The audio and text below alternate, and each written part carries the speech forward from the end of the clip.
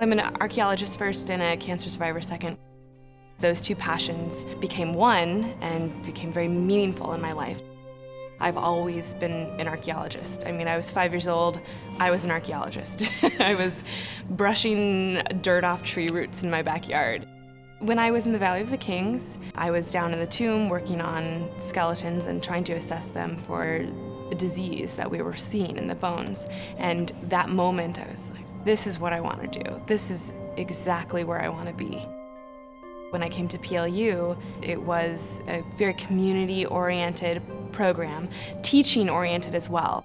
The professors here really took an interest in my life, which made a huge difference later when I was diagnosed with cancer and really needed that support.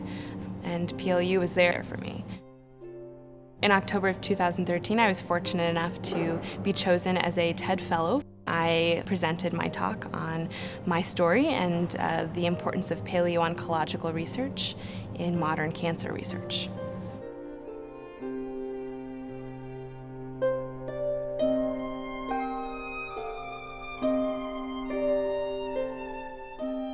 I got separated from my family when I was 6 years old.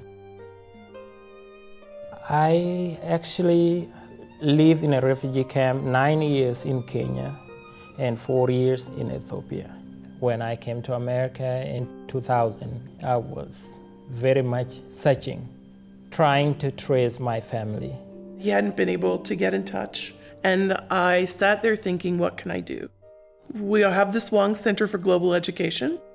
We send students and faculty all over the world. And Professor Lasaski talked to people in Kampala. They located your parents.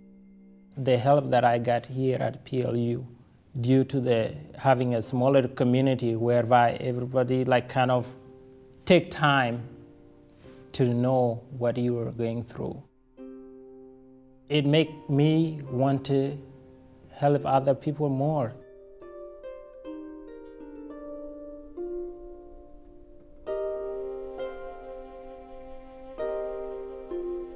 Sometimes there's days where they're getting ready to prepare the meals and the water gets cut off, so the children go home with an empty bowl.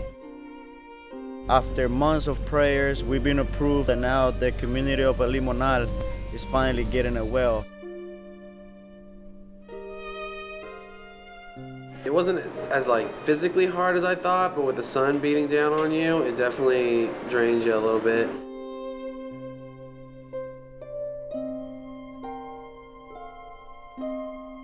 Even though we are separated by thousands of miles, we can just connect like that. You're typically installing infrastructure to help someone's livelihood, but really what you take away from it is a relationship with someone that you won't forget for the rest of your life. Because PLU helped me think of myself as a leader, they also helped me understand that being a leader means being a role model.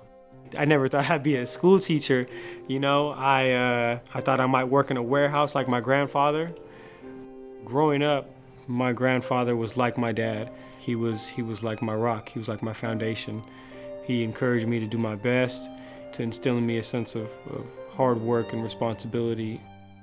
And now I get the opportunity to take the same kind of love and passion and care for the community that he instilled in me and share it with these kids in this community.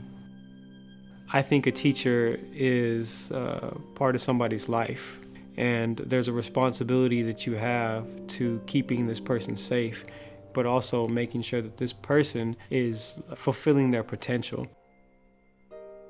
I got into the habit of buying fruit and snacks for my kids because at the basic level, before kids even walk in the door, kids need to have food in their stomach and they need to be safe. One thing that I appreciate about PLU is it also helped me to think of myself as a leader.